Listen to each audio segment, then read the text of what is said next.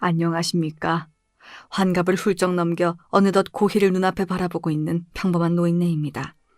제게도 눈부시던 젊은 날을 보내던 세월이 엊그제 같은데 참으로 세월이 유수와도 같네요.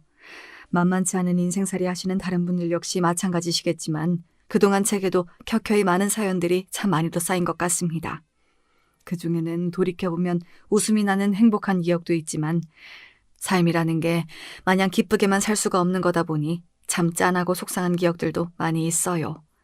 제가 오늘 여러분께 돌려드리고자 하는 사연 역시 꺼내놓으면 아직 마음이 아린 이야기랍니다.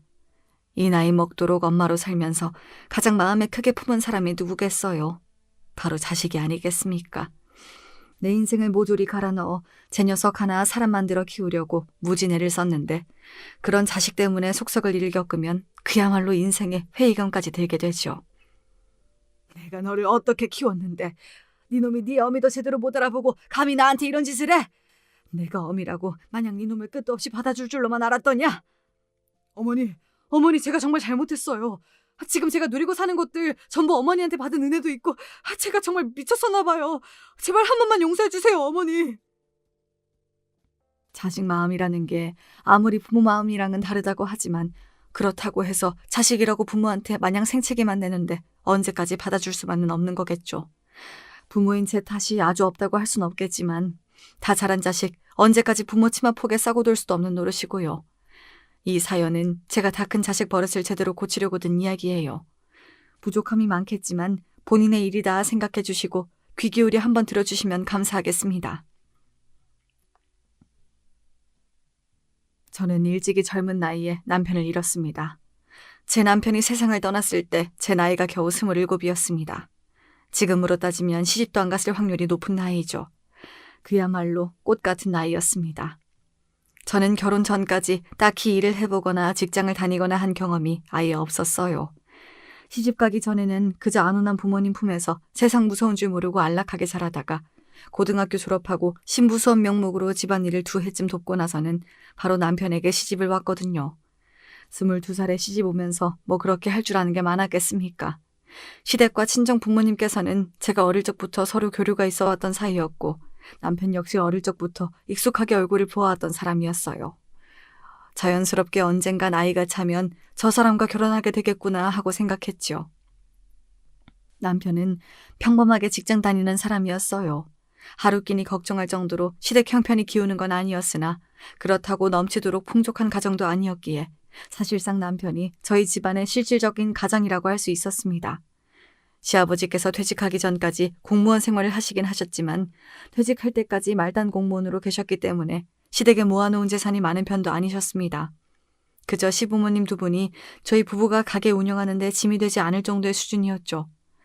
남편 월급도 그 당시 가정집 평균 생활비를 고려해 볼 때 적은 수준은 아니었으나 그래도 4식구 먹고 살기에는 여유롭진 못해서 제 딴에는 이리저리 짱구를 굴려가며 가게 운영에 고군분투해야 했습니다. 아이가 태어나고 나서는 더더욱 그러했어요. 사실 저희 아들 수혁이는 저희 부부의 유일한 혈육입니다. 결혼하고 3년 만에 겨우 하나 얻은 귀한 자식이었거든요. 저희 남편도 외동아들이거든요. 시아버님도 밑으로 여동생만 2분 계신 장남이셔서 말 그대로 손이 귀한 집안이었습니다. 그래서 우리 수혁이가 들어섰을 때에는 온 가족이 그야말로 축제의 도가니에 빠진 듯 했습니다. 네가 그간 그리도 마음고생을 하더니 이리 귀한 자손을 안겨주려고 그랬나 보다. 이리 손이 귀한 집안에 자손 생산만큼 중요한 일이 없지. 네가 우리 집안에 아주 큰 일을 해주었구나. 말씀을 안 하셔서 그렇지 얼마나 바람하지 않는 첫 손자였겠습니까? 평소 감정 표현에 서투르신 분들이 기쁨을 숨기지도 못하시는 말씀에 저도 마음이 뿌듯해졌어요. 남편 역시 기뻐하긴 마찬가지였습니다. 당신 어린 나이에 나한테 시집와서 시부모님 봉양하고 가정 꾸리느라 고생하는 거 내가 잘 알아. 아이 잃고 많이 힘들어할 때 내가 해줄 수 있는 게 없어 미안한 마음뿐이었는데 이제 우리 아이 태어나고 나면 내가 당신이 더 의지할 수 있는 가장이 되도록 정말 열심히 살게. 고마워 여보.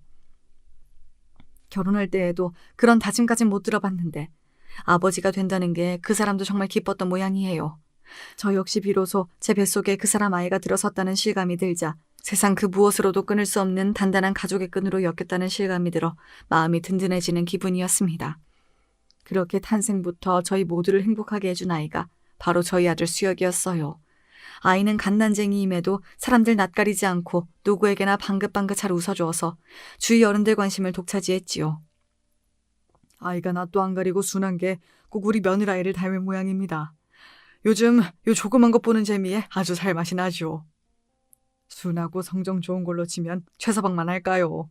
아이가 순한 채 부모들을 쏙 빼닮은 것 같아 얼마나 뿌듯한지 몰라요. 아이가 예쁜 것과는 별개로 먹는 입 하나 늘었다는 게 가게에 그렇게나 부담이 될 줄은 몰랐어요. 그 조그만 아이 앞으로 들어갈 것들은 또 얼마나 많은지. 가뜩이나 빠듯하게 돌아가던 집안 살림이 더욱 여유가 없어졌습니다.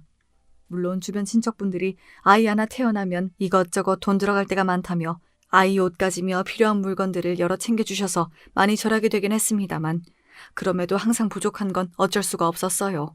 당연히 가장인 남편의 어깨도 절로 무거워졌지요. 아무래도 수혁이 태어나고 나서 당신이 여러모로 많이 힘들어졌지. 내가 좀 더 능력이 있는 사람이었다면 당신도 그렇고 우리 아들도 그렇고 좀 편하게 살 수 있었을 텐데 그렇게 해주질 못해서 미안해. 당신도 참 별소리를 다 하세요. 우리 식구가 지금 이렇게나마 편히 지낼 수 있는 게 다 누구 덕분인데. 나도 앞으로 더 노력할 테니까 당신 혼자 가족들 짐이라고 다 떠안을 생각 말고 같이 애써봐요. 네? 솔직히 힘든 일이 전혀 없다고 하면 거짓말이겠으나 그래도 말 한마디라도 저를 다감하게 해주는 사람이 곁에 있다는 게 얼마나 큰 힘이 되었는지 모릅니다. 시집 오기 전에 서방은 그저 다정한 서방이 제일이라는 친정어머니 말씀을 이해하지 못했는데 결혼해서 살아보니까 정말 힘든 일들을 이겨내게 만드는 게 저런 따뜻한 말 한마디라는 걸 실감하게 되더라고요. 비록 가진 게 많은 사람은 아니었으나 진심으로 심정적으로 의지할 수 있는 마음그릇이 큰 사람이 바로 제 남편이었습니다. 아이가 커갈수록 형편이 빠듯한 티가 나는 탓에 남편도 출산 전보다 특근이니 야근이니 기회가 될 때마다 일을 더 늘려가며 어떻게든 조금이라도 수입을 늘리려고 애를 많이 썼습니다. 자연히 남편의 얼굴을 볼 수 있는 시간도 서서히 줄어들게 되었고 이제 남편 얼굴에 떠오른 피로는 마치 원래 달고 있었던 것처럼 남편 얼굴을 떠날 줄을 몰랐습니다. 하나뿐인 남편이 이렇게 고생을 하는데 제 마음이라고 편치 않았어요. 귀한 자식 고생하는 꼴을 보는 시부모님이라고 어디 맘 편히 제 자식을 지켜볼 수 있으셨겠습니까? 예, 어미야. 요새 수혁아비 얼굴이 너무 안 좋은데 아무래도 보약이라도 한 접 써야겠다. 네, 어머니. 그렇지 않아도 그 사람 데리고 영양제라도 한번 맞히려고 생각하고 있었어요. 따뜻한 형편이었지만 그래도 저희에게는 소중한 가장이었습니다. 돈 한 푼이 아쉬울 때 아픈 곳도 없이 멀쩡한데 무슨 병원이냐며 남편이 손사래를 쳤으나 이번만큼은 저도 그냥 물러서지 않았습니다. 안 그래도 나날이 남편 얼굴이 까칠해지는 것이 느껴져서 신경이 많이 쓰이던 차였어요. 그렇게 안 가겠다는 남편을 월차까지 쓰게 해서 겨우겨우 억지로 끌고 병원에 가게 되었습니다. 눈 밑 검은 부분이 심하시네요. 안구도 많이 탁하시고 혹시 언제부터 이러신 건지 기억하시나요? 남편 보양시키려는 생각으로 좋다는 영양제 주사나 맞을 요량으로 간 병원이었는데 생각지 못하게 의사의 말이 길어지고 있었습니다. 의사 만날 일 별로 없는 저희 같은 평범한 사람들이야 의사 말 한마디에 괜히 심장이 철렁해지잖아요.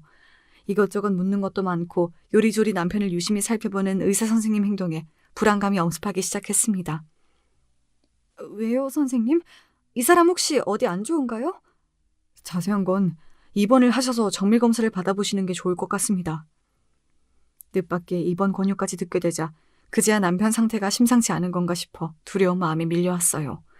부디 별일 없이 지나가기를 빌며 환자복을 입은 남편 곁에서 검사 시중을 듣는 내내 마음이 불안감으로 울렁거렸어요. 그렇게 모든 검사를 마치고 검사 결과를 듣는 날 저와 제 남편은 순식간에 나락으로 곤두박질 쳤습니다. 간암 말기입니다. 청천벽력과도 같은 말이었습니다.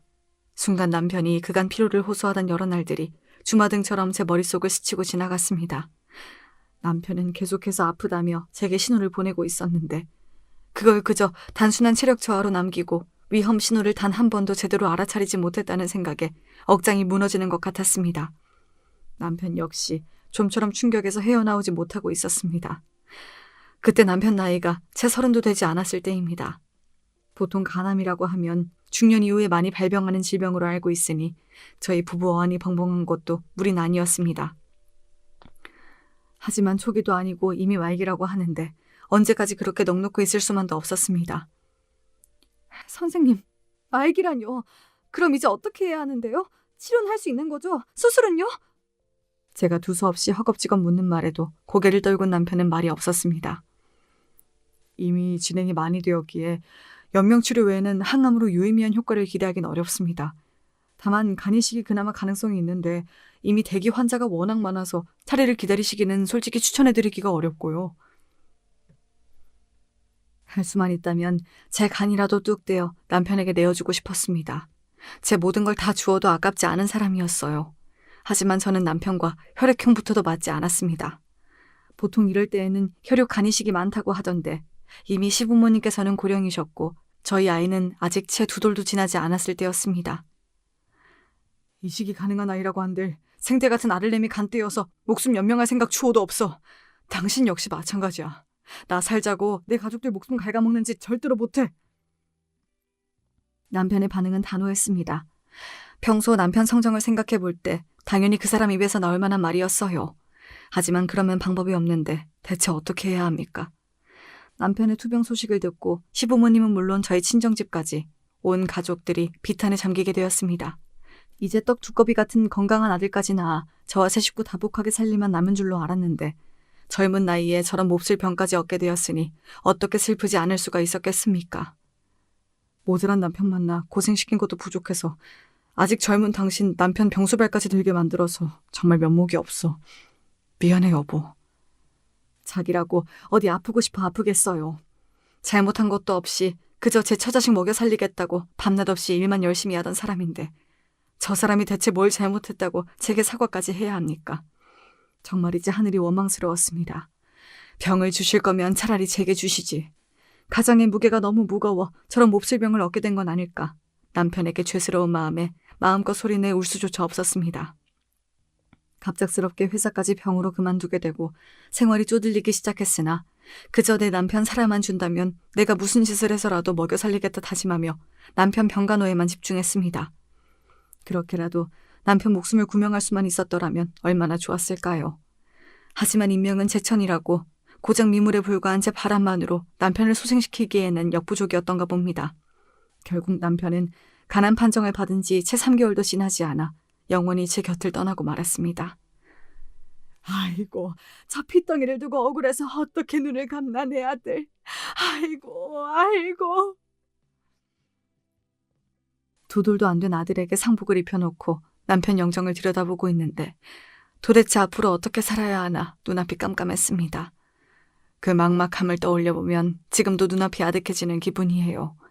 집안의 시부모님이 어른으로 버티고 계시고 있다고는 하나 사실상 경제력은 없다고 봐도 무방하신 분들이었습니다. 그나마 남편이 쓰러지고 나서 어떻게든 가게의 보탬이 되어보겠다고 아는 지인분들 통해 이것저것 가리지 않고 나름대로 애를 쓰곤 계셨으나 한창 자라나는 아이까지 포함해 내 식구가 살아가기에는 턱도 없었습니다.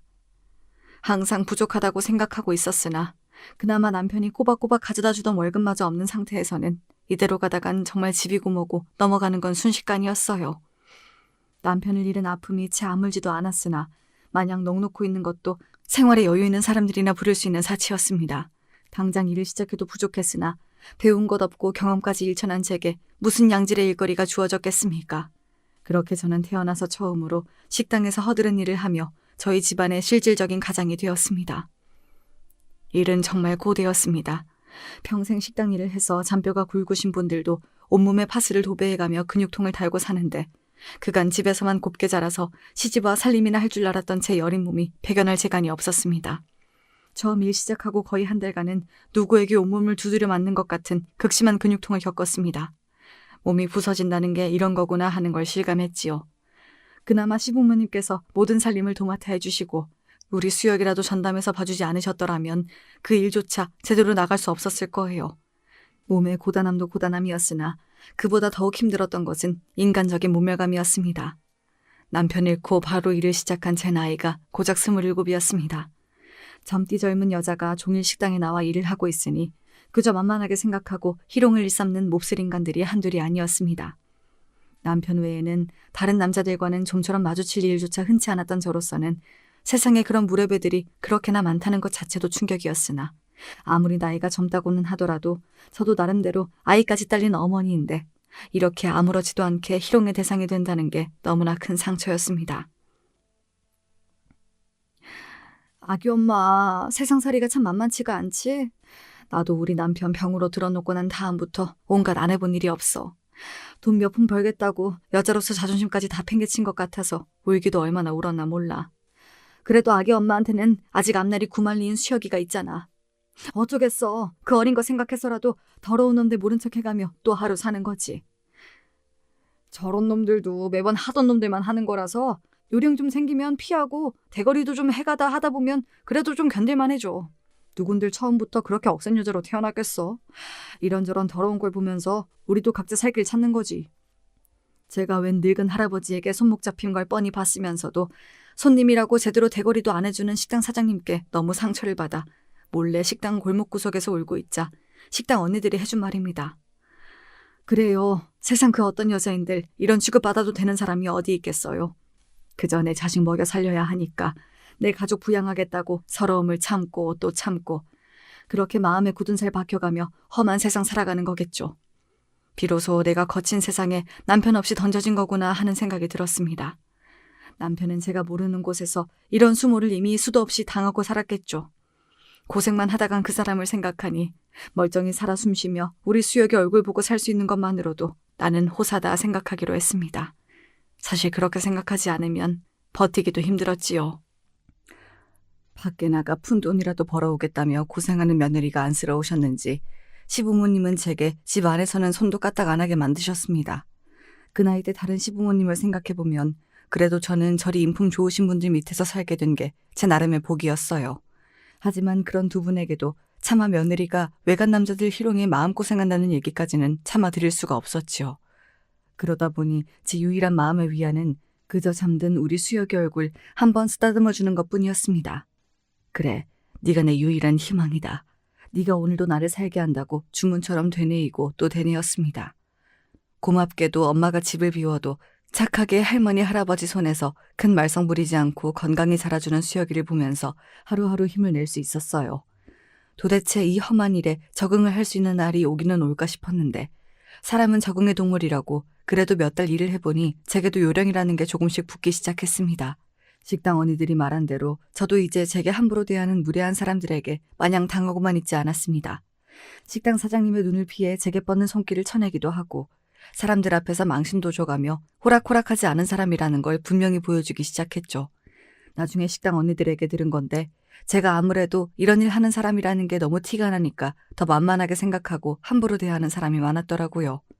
이제는 전처럼 대했다가는 오히려 본인이 당하겠다 싶었는지 요주의 인물이었던 몇몇 인간들도 슬슬 제 눈치를 보기 시작했습니다. 우리 며느리 그 곱던 손이 바깥일 하고 나서 일이 터서는 네가 이렇게 고생을 하고 살 팔자가 아닌데 내가 박복한 게 너한테까지 가는 모양이다. 내가 너 볼 때마다 정말이지 사돈 볼 낯이 없어. 밤늦게 퇴근한 제 손을 부여잡고 핸드크림을 발라주시며 시어머니가 울먹이셨어요. 아직 30도 안 된 젊은 나이에 벌써 손이 부르틀 대로 튼 걸 보고 어찌나 가슴 아파하시던지 남편 가고 나름대로 많이 무뎌졌다고 생각했는데 속으로는 전혀 그렇지가 못했던 모양이에요. 고생은요. 어머님 아버님 안 계셨으면 제가 누굴 믿고 우리 수혁에 떼어놓고 밖으로 일을 다닐 수 있었겠어요. 몸 고단한 건 문제도 아니에요. 세상 천지 의지할 곳 하나 없었으면 제가 저 어린 거 데리고 어떻게 지금까지 버텼겠어요. 어머님은 그저 지금처럼 저희 수혁이 곁에서 건강만 해주셔요. 그 와중에도 아이는 날이 다르게 쑥쑥 커나갔습니다. 자라서 얼굴 골격이 드러날수록 제 아비 모습이 비쳤어요. 이제는 남편과 함께 산 시간보다 남편을 떠나보낸 시간이 더욱 길어지고 있었습니다. 그렇게 시간은 유수와 같이 흘러 아이는 학교에 입학하게 되었죠. 비록 식당 일이 바빠 시간을 오래 뺄 수가 없어서 간신히 입학식만 보고 시부모님 손에 아이를 들려보냈지만 그래도 이만큼이나마 키워냈다는 게 뿌듯했습니다. 아이는 공부도 곧잘했습니다. 아이 아빠가 학교 다닐 때 공부를 제법 잘하는 편이었습니다. 그것마저도 남편을 닮은 것 같아 부디 아이가 남편의 좋은 것만 쏙쏙 잘 골라서 남편처럼 좋은 어른으로 자라주기만을 바라고 또 바랐습니다. 아이가 학교에 들어가기 시작하니 이제껏 돈 들어가던 거랑은 비교가 안 되더라고요. 더 이상 식당에서 허드렛 일 하는 정도로는 아이를 제대로 키우기에는 역부족이라는 생각이 확 들었습니다. 제 나름대로는 어디 좀 더 돈 될 만한 일이 없나 기웃거려 보았지만 뾰족한 수가 없어 마음이 점점 무거워지던 중이었습니다. 그러다 저희 가게에서 단체로 점심시권 끊어먹던 화장품 방문 판매 대리점 사장님이 제게 제안을 하셨습니다. 내가 자기 쭉 지켜보니까 얼굴도 반반하고 아직 나이도 젊고 이게 아무리 판매직이라도 파는 물건이 화장품이다 보니까 아줌마들이 그런 걸 만만치 않게 따지거든. 식당에서 일하는 걸 보니까 싹싹하고 부침성도 좋은 게 고객들한테 물건 파는 일도 잘할 것 같은데 어째 생각 있어? 제가 물건 파는 일은 해본 적이 없는데 잘할 수 있을까요? 세상에 처음 없는 사람이 어디 있어. 게다가 여기서 일하는 거랑은 수입이 비교도 안 될걸? 잘만 하면 달에 여기 월급 배는 벌 텐데. 우리 정산도 잘해줘. 무엇보다 여기 질환 좋은 아저씨들 자꾸 깔짝거리는 거 당하느니 여자들만 상대해도 되는 우리 일이 훨씬 낫지 않아? 그건 맞는 말이었어요. 어느 정도 적응이 되긴 했다고 하지만 자기한테 시집 올 생각 없냐며 징그럽게 구는 아저씨들도 꽤 있었으니 돈만 아니었으면 솔직히 그 식당이 그렇게 좋은 직장이었다고 하긴 어려웠습니다. 무엇보다 식당에서 일하는 것보다 훨씬 돈을 많이 벌 수 있다는 건 정말 눈이 돌아가는 제안이었습니다. 앞으로 우리 수혁이 남부럽지 않게 가르치려고 하면 가장 필요한 게 돈이었으니까요. 비록 판매직은 한 번도 해본 적이 없었기 때문에 물건을 하나도 팔지 못하면 어쩌나 하는 두려운 마음은 있었으나 손님들도 죄다 여성분이다 보니 식당에서 불특정 다수를 상대하는 것보다는 더 자신 있게 다가갈 수 있을 거라는 생각도 들었습니다. 그렇게 저는 제 인생 첫 번째 이직을 하게 되었어요. 식당 일을 했던 때와는 다르게 하는 일이 화장품 판매이다 보니 아무래도 지금까지와는 다르게 외모에도 신경을 안 쓸 수가 없었습니다. 그렇다고 제가 뭐 대단하게 손재주가 있는 건 아니어서 화장품 팔고 남은 샘플들 몇 개 찍어 바르는 수준이었으니까요. 하지만 어린 수혁이 보기에는 만날 후줄근하게 다니던 엄마가 화장도 하고 옷도 깔끔하게 입고 다니니 무척 마음에 들었던 모양입니다. 엄마, 그럼 이제 식당은 안 나가는 거지? 이제 화장품만 파는 거지? 엄마 이제 식당 안 나간다니까 좋아? 응, 엄마 식당 나갈 때는 일찍 나가서 늦게 들어와서 얼굴도 보기 힘들잖아. 그리고 화장품 팔면서는 엄마 화장도 하고 예쁜 옷도 입어서 좋아. 이게 일이 나름대로 영업직이다 보니 확실히 하루 종일 식당 일만 하고 있을 때보다는 시간을 융통성 있게 쓸 수가 있었어요. 가끔 운이 좋아서 여러 손님들을 한 집에서 한꺼번에 만나게 되는 날에는 뜻밖의 여유 시간도 만들 수 있었습니다. 늘 바쁜 엄마가 드물게 학교 마치는 저를 데리러 오기도 하고 떡볶이도 사주고 하다 보니까 아이 입장에서는 그게 그렇게 좋았던 모양이에요. 저희 시부모님들도 그나마 식당 일보다는 덜 고된 일을 하게 되었다고 하니 마냥 기뻐하셨습니다. 처음 한 달 적응이 어려웠지만 이것도 익숙해지고 나니 오히려 식당 일보다야 훨씬 수월했어요. 처녀적 제 성격을 생각해보면 상상도 못할 일이지만 그간 험한 식당 일에 저도 제법 단련이 되어 있어서 그런지 가끔 겪는 아줌마 진상 정도는 그저 우스울 따름이었습니다. 변죽 좋게 고객들에게 맞는 화장품들을 쏙쏙 골라 추천해주는 제 모습이 저도 신기할 지경이었어요. 다른 판매 사원들처럼 하나라도 더 팔려고 들이대기보다는 하나를 팔더라도 쓰는 사람의 피부 타입을 신중하게 고려해 추천해주는 제 모습에 믿음이 간 모양인지 단골들도 제법 늘었습니다. 수입은 식당 일을 할 때와 비교할 게 아니었어요. 남들 보기에는 대단치 않을지 모르겠지만 제 평생 짧은 기간에 그렇게 많은 돈을 만져보는 건 처음이었으니까요. 무엇보다 살림살이가 넉넉해지자 똘똘한 우리 아이 원 없이 뒷바라지 할 수 있게 된 것이 가장 기쁜 일이었습니다. 우리 아들 이번에도 1등이야. 우리 수혁이는 정말 천재인가 보다. 하면 하는 대로 성적이 오르는 게 보이니까 공부하는 게 재밌어. 나 정말 공부가 체질인가 봐. 정말 그런가 보다. 수혁이 아빠도 머리가 참 좋았거든. 우리 수혁이가 아빠 좋은 건 다 빼다 박았나 보다. 전교 1등 성적표를 제게 보여주며 너스레를 떠는 아들 수혁이가 제 인생의 기쁨이고 빛이었습니다. 그간 했던 모든 모진 고생들이 다 저 아이의 찬란한 미래를 위한 것이었다고 생각하니 고생도 고생으로 느껴지지가 않았어요. 저뿐만 아니라 공부 잘하는 손자는 저희 시부모님과 친정부모님 모두의 자랑이었죠. 제가 화장품 방문 판매를 시작하며 살림도 조금씩 펴기 시작했습니다. 그렇게 중학교 들어가고 고등학교 진학해서도 아이는 전교에서 최상위권의 성적을 유지했습니다. 저 역시 의욕적으로 화장품 방문 판매 일을 하면서 부지런히 아이 학원비며 과외비를 대어주었습니다. 남들은 억지로 공부를 시켜도 안 해서 부모가 그리 속을 썩는다는데 시켜주는 족족 잘만 받아먹는 우리 아들 같은 자식 둔 건 정말이지 내 인생 제일의 복이라고 그때는 그렇게 생각했습니다. 아이가 공부를 잘해서 그런지 아이 주변에도 비슷한 친구들이 모이게 되더라고요. 특히나 아이가 대학 입시 특별반에 들어가게 되니 주변에 공부 잘하는 친구들하고만 어울리게 되었습니다. 저희 집처럼 없는 집안에서 똑똑한 아이가 나는 게 그때도 일반적인 일은 아니라서 자연스레 아이 친구들은 대부분 있는 집 자식들이었어요. 아이도 보는 게 많아지다 보니 전과 다르게 이것저것 갖고 싶다고 하는 것들이 부쩍 많아졌습니다.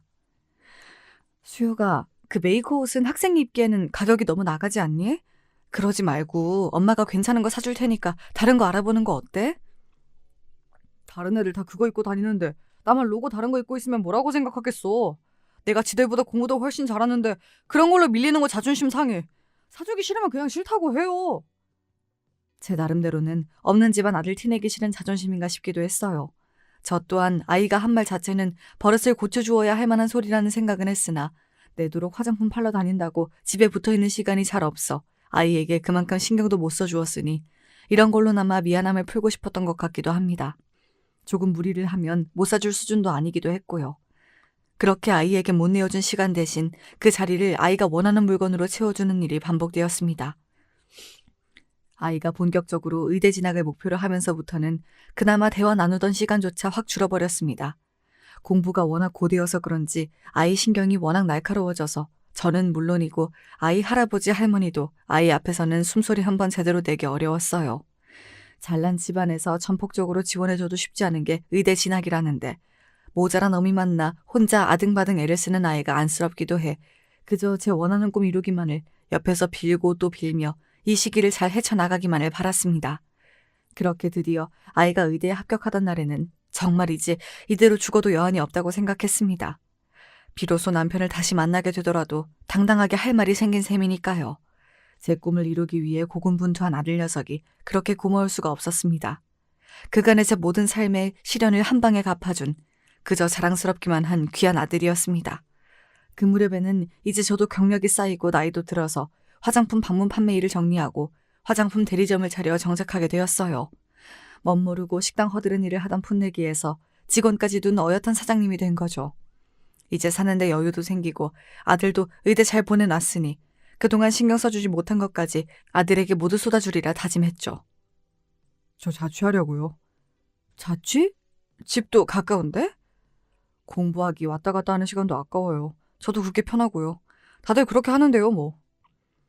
이제 아들과 오순도순 살아보나 했는데 솔직히 자취시켜달라는 아들 말에 많이 섭섭하더라고요. 하지만 무식한 엄마도 의대생이 얼마나 힘들게 공부하는지는 들어 알고 있었기에 말리기도 그랬어요. 집에 같이 살 때에도 돈 번다고 바빠 아들과 대면대면했는데 따로 살게 되면 마음의 거리가 더욱 벌어지리라는 건 자명했죠. 하지만 이제와 다 큰 아들 제멋대로 끼고 살 수도 없고 제 욕심만 부릴 순 없었습니다. 그렇게 자취방을 얻어준 다음에는 정말로 아들 얼굴 보기가 힘들어졌습니다. 사느라 바빠 아이 한창 클 때는 곁에 못 있어줬는데 정작 제게 시간이 생기니 아들이 기회를 내어주지 않았습니다. 저는 다 저 잘 키우겠다고 한 거였는데 정작 사랑하는 아들과 거리가 멀어지니 예전과 비교할 수 없이 넉넉해진 형편에서 가슴 한구석이 쓸쓸한 건 어쩔 수가 없더라고요. 그렇게 독립한 아들은 각종 시험이다 뭐다 의사가 되기 위해 정신없이 살았습니다. 가끔 반찬 가져다 주려고 살짝 들른 아들 자취방에서 여자 물건들이 언뜻 보여서 이 녀석이 만나는 여자가 있구나 짐작은 했으나 드물게 집에 와서 밥을 먹을 때에도 여자친구 관련 얘기는 꺼려하는 게 눈에 보여서 속 시원히 물어보지도 못했어요. 생각해보니 아들과 터놓고 대화를 나눈 게 언제인가 싶을 정도였습니다.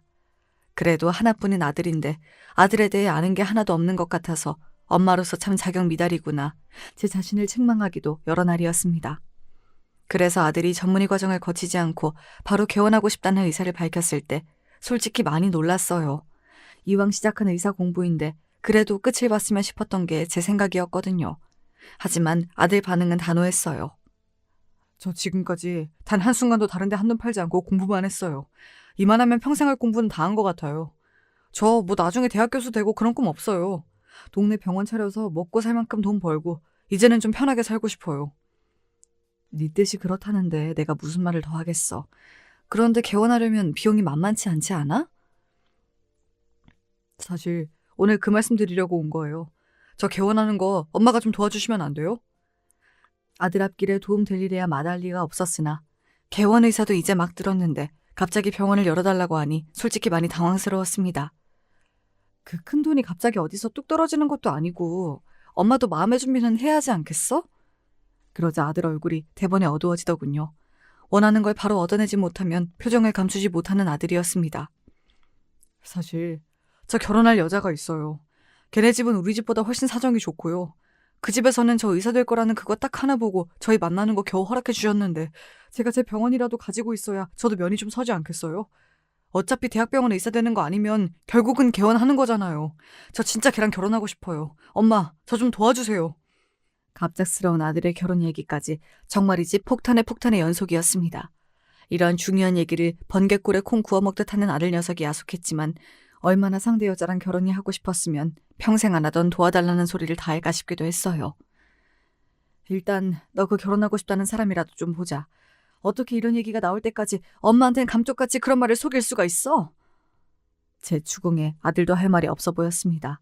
그동안은 저 살고 싶은 대로 했다고 쳐도 저로서도 아들 병원까지 열어주는 건 여간 큰일이 아니었으니 어떻게든 제 비위를 맞추기도 해야 했을 거예요.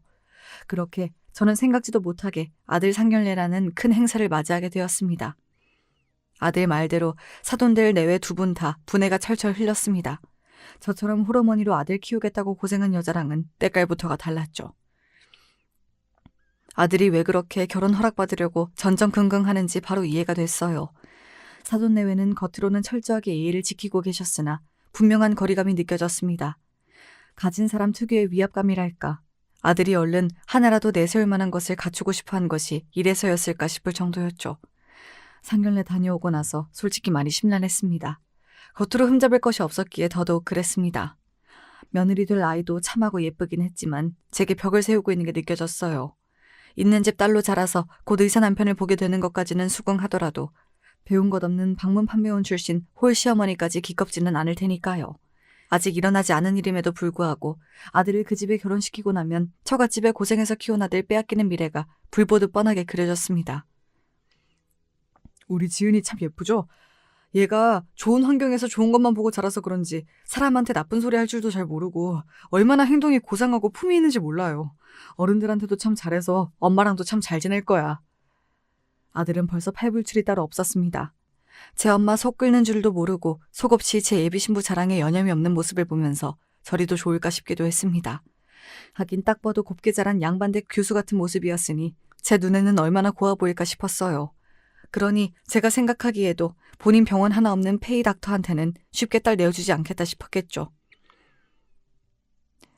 아무리 아들이라 한들 병원이 무슨 애 이름도 아니고 저로서도 결심을 하기가 쉽진 않았습니다.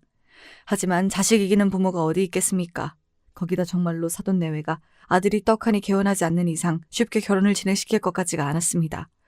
저로서도 정말이지 적지 않은 출혈이었으나 결국 아들에게 병원을 열어줄 수밖에 없었어요. 개원하고부터 다음 일들은 일사천리로 진행되었습니다. 사돈 내외께선 수혁이 개원만 손꼽아 기다리셨던 모양이셨는지 아들이 개원이가 되고 나서야 비로소 결혼이 진행되었습니다. 아들 개원의 신혼집까지 거의 동시에 알아보는 바람에 저는 거의 무일푼이 되다시피 했으나 그렇게도 제 처가 좋은지 아들 입이 귀에 걸려 있었습니다. 그걸 보니 좋은 일에 괜히 재뿌리는 일이 될까봐 어렵다는 소리조차 꺼낼 수가 없었죠. 이제는 연로하신 시부모님께서도 손자가 좋은 집에 장가드는 건 기뻐하시면서도 한숨이 나날이 드는 저를 보면서 내심 걱정을 감추지 못하셨습니다. 예, 이번에 수혁이 장가 보낸다고 네가 많이 무리했지? 아무리 자식 일이라지만 그게 돈이 한두 푼도 아니고 네가 너무 고생스러워서 어째. 솔직히 힘들지 않다고 하면 거짓말이겠지만 결국 다 제 자식 밑으로 들어가는 건데 저 좋자고 하는 일이잖아요. 무엇보다 수혁이가 저렇게 제쳐 좋아서 싱글벙글인데 부디 둘이 잘 살아주기만을 바라야죠. 개원에 이어 결혼까지 아들이 눈코 뜰 새 없이 바빠진 것은 당연한 일이었습니다. 그걸 머리로는 이해하면서도 사람 마음이라는 게 제 맘 같지가 않은 건지 결혼 이후로는 전화통화 한 번 하기도 힘든 아들 내외에게 서운한 마음이 드는 것이 한두 번이 아니었죠. 아무리 그의 엄마라고는 하지만 저도 사람이잖아요. 제 처한테 장가들고 싶어서 저한테 병원 차려달라고 할 때에는 집 문지방이 닳도록 그렇게 뻔질나게 집을 드나들더니 병원 열어주고 저 장가가고 나니까 싹 입을 씻는 듯한 아들 태도에 솔직히 서러운 마음이 몰려들었습니다. 내 자식도 이 모양인데 어디 며느리라고 살갑게 다가왔겠습니까? 가뜩이나 결혼 전부터도 서먹한 사이였는데 제 남편도 소홀히 대하는 어머니를 며느리라고 먼저 챙길 리가 만무했습니다. 그러다 보니 벌써 결혼한 지 6개월이 다 되어 가는데도 아들 며느리에게 연락 한번 먼저 하기가 쉽지 않더라고요. 수혁 엄마, 정말이지 성공했다. 저번에 수혁이 결혼식 가서 보니까 사돈댁도 보통 집안이 아닌 것 같던데. 그러게 말이야. 신부도 어찌나 참하던지 내가 부러워 죽는 줄 알았어. 병원까지 개원했는데 아들 좋은 집안에 장가까지 보내고 이제야 자기 인생이 펴려는 모양이다. 식당을 그만둔 이후에도 꼭 친자매처럼 정을 나누던 식당 언니들 입에서 아들 며느리 자랑이 쏟아졌습니다. 정작 그 칭찬을 듣고 있는 제 마음은 공허하기 짝이 없었지만요. 다른 것도 아니고 제 자식들 허물인데 이걸 어디다 대고 말할 수가 있겠어요. 다 저 살기 바쁘다고 그저 돈 버는 일에만 치중하고 아들과 정서적으로 교류하지 못했던 제 허물인 것을요. 그렇게 벙어리 냉가슴 앓듯 속 얘기도 못하고 집에 돌아와 혼자 방에 우두커니 앉아있자니 참 인생이 허무하게 느껴지더라고요. 그래서였나 봅니다. 평소에는 할 생각도 해본 적 없는 행동을 했던 건 말입니다. 어머니, 어쩐 일이세요? 오랜만에 듣는 며느리 목소리가 의아했습니다. 와중에도 반가운 기색은 하나도 없어서 조금 민망했으나 이왕 제가 먼저 다가가기로 했으니 조금 더 용기를 내보기로 했어요. 그냥 너희들 어찌 지내나 해서 내가 너희 결혼하고 신혼집에도 한번 못 가보고 밥은 잘 먹고 지냈는지 걱정도 돼서 그러고 보니 내가 더 좋아하는 반찬이 뭔지도 모르는구나. 내가 참 무심했다. 그렇게 주절주절 혼자 떠드는 동안 며느리는 별 대답이 없더라고요. 그렇게 한 10분이나 통화를 했을까 며느리가 할 일이 많다며 전화를 끊으려고 하기에 그러마했어요. 첫 술에 배부를 순 없으니 이만하면 물꼬를 트기에는 나쁘지 않았다 싶었죠. 그러고 5분도 채 지나지 않아서 목소리 듣기가 하늘의 별 따기였던 아들놈한테서 전화가 왔습니다. 간만에 받은 아들 연락에 저도 모르게 들떠서 전화를 받았더니 녀석이 대뜸 이러는 겁니다. 엄마, 지은이한테 연락하셨어요? 그래, 그래도 집에 새 식구가 들어왔는데 좋아하는 음식 하나 아는 게 없길래 내가 좀 해다 먹일까 싶어 물어봤어. 뭐 한다고 그런 쓸데없는 짓을 하세요? 밥 못 먹어 굶어 죽는 시대도 아닌데. 버럭 소리를 지르는 아들 기세에 어안이 벙벙했습니다. 서로 교류가 적으니 제 연락이 어색했을 거란 생각은 했지만 그렇다고 그 길지도 않은 전화가 아들놈한테 이렇게 추궁을 드릴 만한 일이라는 생각도 들지 않았어요. 아들, 너 정말 말 서운하게 한다. 내가 네 처 잡돌이 하겠다고 연락한 것도 아니고 엄마가 좀 챙겨주고 싶어서 연락한 건데 그걸 그렇게까지 말을 해? 솔직히 아들에게 너무나 서운했습니다. 그거 연락 한 번 했다고 곧장 쪼르르 제 남편에게 일러바친 며느리도 얄미웠으나 그래도 며느리는 남의 집 자식이잖아요. 제가 편치 않을 수 있죠. 하지만 이놈은 제가 제 배 아파 낳은 남편 잃고 여자 혼자 몸 부서져라 이래 키워낸 제 자식놈이 아닙니까? 엄마 제발 창피한 소리 좀 하지 마세요. 제가 엄마 그럴 때마다 지은이랑 장인 장모님한테 얼마나 창피한 줄 아세요? 이렇게 경우 없이 구실 거면 저도 이제 엄마 안 봐요. 아들놈의 그 말 한마디에 천길 물속으로 떨어지는 기분이었습니다. 어떻게 제 놈이 내 인생의 모든 피땀으로 키워낸 내 자식이 제 어미에게 인연 끊자는 말을 저렇게 쉽게 내뱉을 수가 있습니까? 아들의 그 한마디에 제 인생 전체가 부정당한 기분이었습니다. 내가 자식놈을 잘못 키워도 단단히 잘못 키웠다는 생각에 분노를 억누를 수가 없었어요. 그래, 나도 이런 소리 들으며 니놈 어미로 살 생각 없다. 다 집어치워라. 그러고는 곧장 전화를 끊고 부동산에 연락해 당장에 그놈 병원이며 신혼집이며 전부 급내로 내놓겠다며 선언을 했습니다. 부동산 사장님이 당황하셨는지 아드님과 상의는 하셨냐 물으셨지만 그거 전부 다 내 돈이니 내 알아서 하겠다 하고 끊어버렸어요. 분에 못 이겨 충동적인 행동을 해놓고는 그제야 허무함과 속상함에 눈물이 펑펑 쏟아졌습니다. 아들놈 하나 잘 키워보겠다고 살아낸 인생인데 정작 아들놈 알맹이가 저 모양이라는 게 기가 막혀 숨이 턱턱 막혔어요. 그렇게 한참을 꺼이꺼이 울며 속을 비우고 나니 다시 아들놈한테 전화가 들어왔습니다. 어머니, 저희 집이랑 병원 빼신다고 하셨어요? 대뜸 사과 한마디 없이 저 할 말만 하는 아들이었습니다. 그새 부동산에서 연락이 간 모양이었어요. 끝까지 반성의 김이 없는 아들놈에게 분기탱천하여 저는 고래고래 소리를 질러댔습니다. 그래, 내가 내 몸 갈아 뼈 빠지게 번 돈 내가 알아서 하겠다는데 네 놈이 무슨 상관이야? 나 고생하는데 10원 한 장 보태준 적 없는 놈이 내 돈 가져다 펑펑 쓸 때는 화장품 방판 사원 출신 어미 돈 아까운 줄 모르고 신나게 써제끼더니 좀 있다는 집에 장가가고 나니 볼품없는 어미는 그리 창피하더냐? 오냐, 나도 너 같은 자식 필요 없다. 네 말대로 무식한 어미는 네 인생에서 사라져 줄 테니 그간 네 놈이 내 덕으로 호의호식한 것도 전부 뱉어내. 그 말을 끝으로 전화를 확 끊어버렸어요. 그러고 나니 정말 발등에 불 떨어졌다 싶었던지 아들놈이고 며느리고 할 것 없이 전화통에 불이 붙을 지경이었으나 제가 미쳤다고 그놈들 전화를 받아줍니까? 결국 아들 내외가 제 집까지 쫓아와서 울며 불며 통사정을 하기 시작했어요.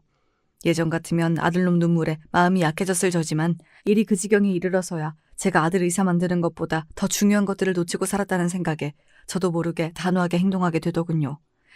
어머니, 제가 잘못했어요.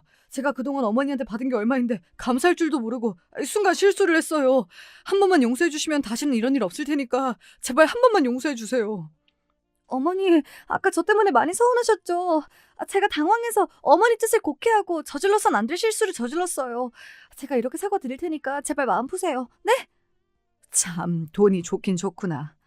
그렇게 뒷바라지를 해주고 병원이니 신혼집이니 어미 등어리가 다 휘도록 갖다 바칠 때에는 저들 앞에서 설설 기게 만들더니 내가 도로 찾아오겠다니까 내외께서 귀하신 발걸음을 다 하시고 내가 바보도 아니고 니들이 나한테 그런 짓 한 게 채 반나절도 안 지났는데 잘못했다는 소리 한마디면 내가 그러시구나 하고 고지고대로 믿을 줄 알았더냐?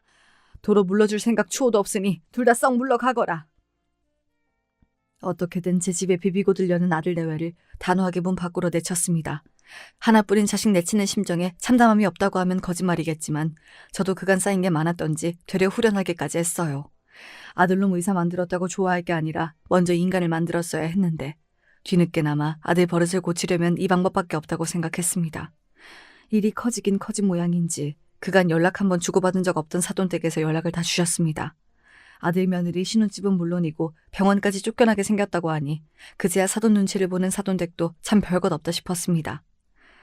사돈, 저희 아이가 아직 철이 없어 정말로 큰 결례를 저질렀습니다.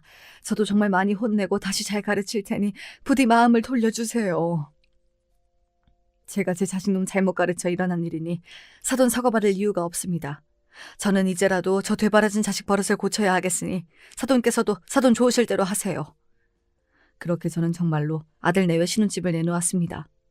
마음 같아서는 병원 사무실도 빼고 싶었는데 아들 내외가 그것만은 제발 참아달라며 아주 석고대절을 하는 바람에 사무실 얻어주는 데 쓴 비용 일체를 10원 한 장 빼놓지 않고 받아내겠다는 공증까지 받은 후에야 부동산에 병원은 그냥 두라는 연락을 해주었습니다. 지금 그 둘은 제 처가에 얹혀 살고 있습니다. 신혼집 빼앗긴 건 물론이고 그나마 버는 족족 제게 갚을 일만 남았으니 집 구하기도 여의치 않았을 겁니다. 그동안은 병원이며 신혼집이며 다 제가 부담했으니 이 기회에 사돈댁에서 부모 노릇 좀 하신다고 나쁠 것 없겠죠. 제 어미 앞에서는 그렇게 떵떵거리며 살던 아들놈도 남의 부모 밑에서 조심하는 법 좀 배우면 더할 나위 없겠고요. 그래도 제가 저놈 의사까지 만들어줬는데 설마 입에 풀칠이야 하고 살겠죠. 그만하면 부모 노릇은 차고 넘치게 했다고 봅니다.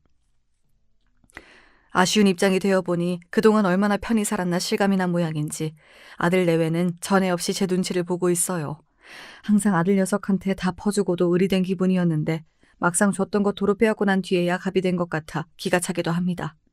자식이 귀한 만큼 내실 있는 인간으로 키우기 위해 더 노력해야 했는데 돈 번다는 핑계로 인성교육에 소홀했으니 저도 이 정도는 감수해야겠죠. 그리하여 아들놈 버릇 쥐어잡는 일은 지금도 현재 진행형입니다. 이 일로 깨달은 게 있다면 저도 사람 될 기회가 남은 것이고 그렇지 않다고 해도 이제와 다 큰 자식 어쩌겠어요. 그저 자식 해달라는 대로 다 따라주는 게 절대 자식 위한 일이 아님을 이제는 저도 압니다.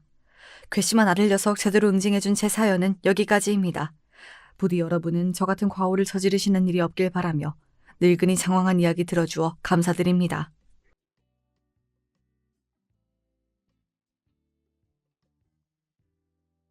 안녕하세요. 전 30대 여자입니다. 저는 남자친구와 연애를 오래 했어요. 20대 초반 아무것도 모르는 나이에 둘이 불꽃이 튀어서 만나기 시작해 얼마 전에 10년이 넘었습니다. 지금은 어느새 서로가 서로에게 너무 당연해서 없으면 이상할 정도로 가장 가까운 친구 사이이자 연인 사이가 되었죠.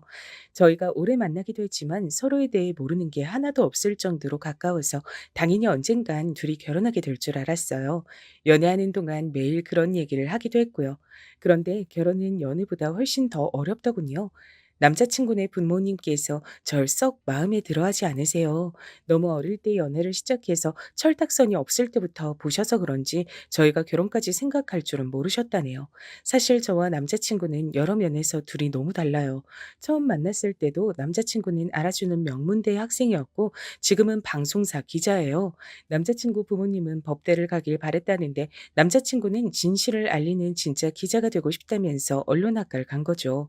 반면에 전 전문대를 다니다가 그만두고 네일 아트를 배워서 현재 네일 아트 숍에서 일해요.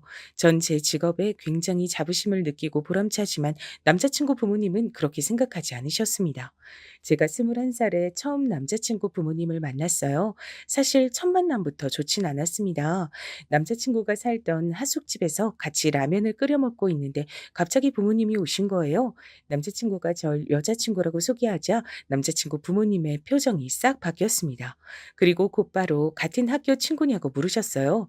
남자친구야 당시에 명문대생이었으니 당연히 저도 같은 학교이길 바라신 거죠. 제가 남자친구와 같은 학교가 아니고 근처에 전문대를 다니고 있다고 했을 때 두 분은 여전히 표정을 감추지 못하셨어요. 기가 막힌단 얼굴이었죠. 요즘 여자애들은 대단하다니까. 우리 땐 아무리 사귀는 사이라도 남자 혼자 사는 집에 아무 때나 드나들면 난리가 났었는데 그거야 가정교육 문제지. 너희 부모님은 딸 자식 걱정도 안 하신다니? 어떻게 이 늦은 시간까지 남자 혼자 사는 집에 있는데 들어오라고 전화도 안 해? 남의 자식인데 우리가 말하면 뭐해요? 딱 보면 몰라요. 안 봐도 딸 자식 밖으로 내놓은 집구석인 거지 뭐. 저는 만담 부부를 보는 줄 알았습니다. 제가 아무 말도 하지 않았는데 남자친구의 부모님 두 분은 당신들끼리 마음대로 절 가지고 판단하고 꼬지주셨어요. 저희 부모님까지 들먹이면서요. 엄마, 아빠, 세영이 곤란하게 왜 자꾸 그래? 내가 배고파서 가지 말라고 같이 라면 먹고 가자고 해서 세영이가 어쩔 수 없이 있어준 거야.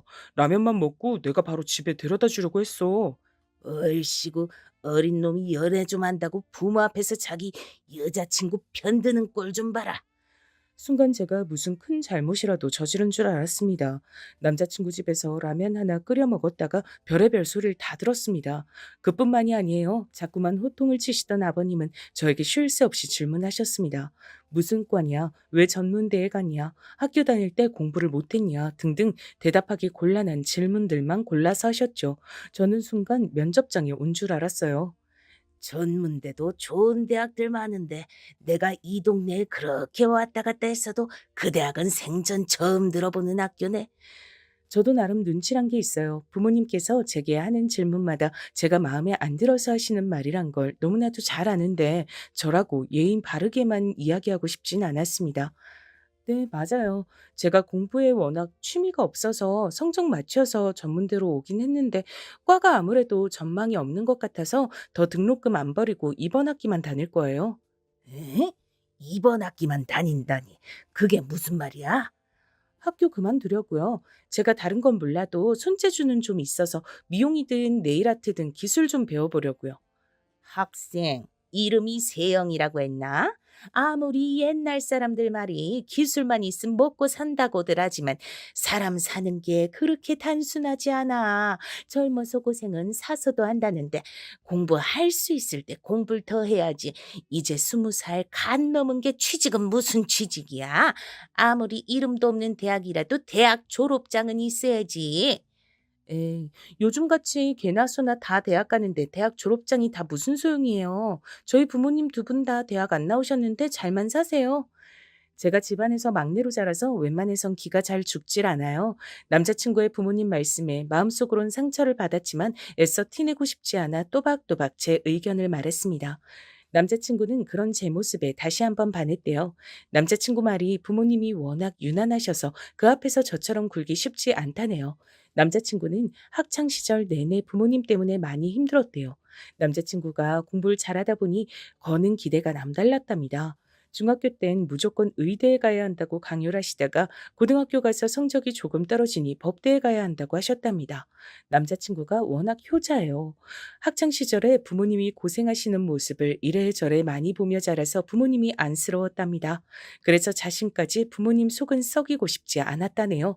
웬만한 건 부모님이 시키는 대로 다 하면서 컸더라고요.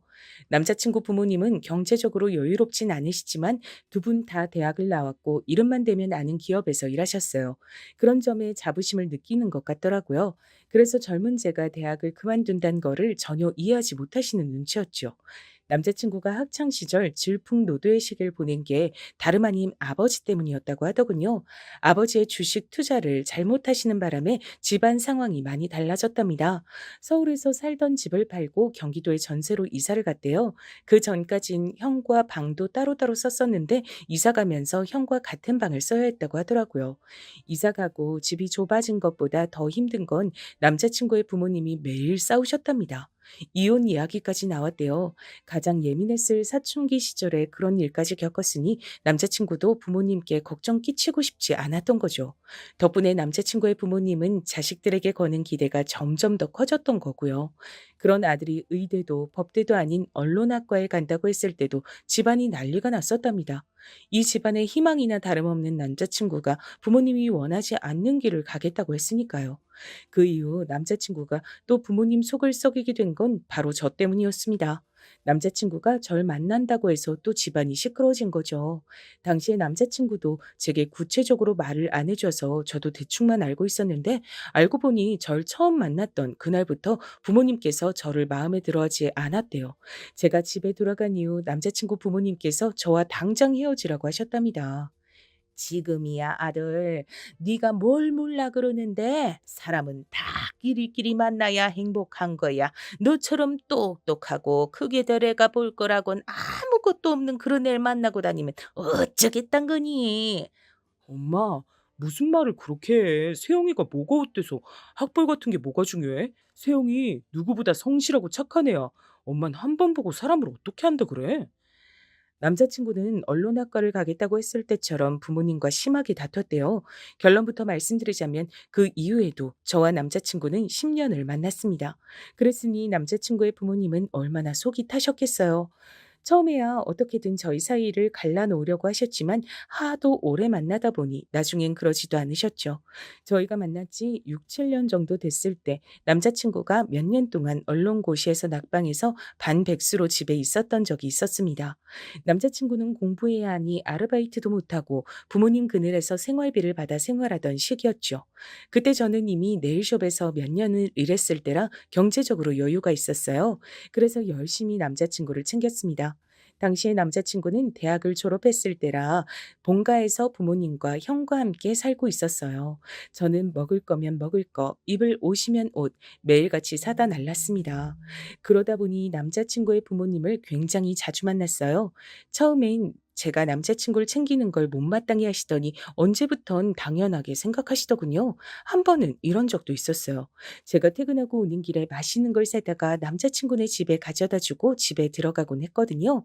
제가 살던 집에서 거리가 멀지 않았거든요. 그날도 유명한 맛집에서 만두를 사서 남자친구네 잠깐 들렀죠. 남자친구가 만두 귀신이라 그 집 만두라면 자다가도 벌떡 일어나거든요. 남자친구가 부모님과 한 집에 살다 보니 저는 항상 남자친구 부모님도 드실 만큼 넉넉하게 사서 갔습니다. 그런데 만두를 하나 집어 드시더니 남자친구 아버님께서 표정이 안 좋으시더라고요. 그래서 제가 입맛에 안 맞으시냐고 물었습니다. 그러자 대뜸 하시는 소리가 절 너무 속상하게 만들었어요. 가만 보면 세영이 네가 애가 손이 참 작아. 공부하는 남자친구네 집에 오면서 몸에 좋은 보양식을 해오든지 그게 아니면 든든하게 밑반찬이라도 좀 해와야지. 너는 애가 매일 만두니 빵이니 이런 군것질거리만 들고 오냐? 순간 말문이 막혀서 말이 다 나오질 않더군요. 그때 제 나이 고작 20대 후반이었을 때예요. 제가 벌어봐야 얼마나 번다고 그 돈을 가지고 매일 간식을 사다 드리는 것만으로도 고마워하실 줄 알았는데 제 생각이 달랐습니다. 남자친구 부모님은 저에게 받는 걸 너무 당연하게 생각하시는 분들이었어요. 오빠가 이 집 만두를 얼마나 좋아하는데요. 아버님은 맛 없으면 그만 드세요. 우리 오빠 공부하느라 힘든데 혼자 두 팩 다 먹으라고 하게. 저는 속에 있는 말을 숨기는 편이 아니었습니다. 속으로 꽁이 있으면서 겉으론 네네 얌전한 척하는 건 제 성격이 아니었거든요. 저도 남자친구와 연애 기간이 길어지니 남자친구 부모님을 대하는 방식도 달라졌습니다. 예전처럼 어떻게 하면 부모님께 사랑받을 수 있을까 하는 바보 같은 짓은 하지 않으려고 했어요. 저와 남자친구와의 사이만 확고하면 결혼은 나중 문제라고 생각했죠. 그런데 시간이 가면 갈수록 제가 정말 이 집 며느리로 살 수 있을까라는 걱정이 생겼어요. 그럴 수밖에 없는 게 남자친구의 부모님이 상식적이지 않았거든요. 제가 남자친구와 오래 만나서 그런지 자꾸만 절 만만하게 대하시면서 무시하셨어요. 본인들은 아니라고 부인하시지만 제가 보기엔 절 무시한다고밖에 여겨지지 않았습니다. 어느 날이었습니다. 남자친구가 언론고시에 합격해서 축하 파티를 열기로 했어요. 거창한 건 아니고 작은 식당을 하나 빌려 남자친구 친구들과 부모님을 모시고 함께 파티하기로 했습니다. 고기를 굽고 술도 마시면서 즐겁게 보냈죠. 모두 남자친구를 진심으로 축하해줬어요. 남자친구도 너무 기뻐했고요. 얼마 만에 보는지 모를 남자친구의 웃는 얼굴에 저까지도 행복했습니다. 그 순간 알았어요. 우리가 오랜 시간 연애를 해오면서 너무 서로에게 익숙해져 설렘은 사라지고 의무감만 남은 게 아닌가 걱정한 적도 있었는데 그날 남자친구가 행복해하는 모습을 보니 저까지도 뭉클하면서 너무 감동적이더라고요. 남자친구는 공부하느라 그렇게 고생을 해놓고도 모든 공을 다 저에게 돌렸습니다. 제가 옆에서 많이 도와주고 힘이 돼줘서 본인이 해낼 수 있었던 것이라고 했어요. 그리고 그날 남자친구는 모두가 다 있는 앞에서 제 앞에 무릎을 꿇고 앉아 프로포즈 했습니다. 언제 준비했는지 커플 반지까지 준비했더라고요. 전 너무 감격해서 당연히 남자친구와 결혼하겠다고 허락했습니다. 근데 그 순간이었어요. 남자친구의 부모님께서 자리에 벌떡 일어나시더니 마구 손살을 치시며 남자친구에게 술 취해서 지금 뭐 하는 거냐고 말렸습니다. 윤수야, 너 왜 이렇게 취했어? 애가 아주 술만 마시면 이렇게 맥을 못 추고 주책 부리네. 세영아, 미안해. 그래, 이제 시험 좀 붙었다고 애가 긴장이 아주 풀렸나 보다.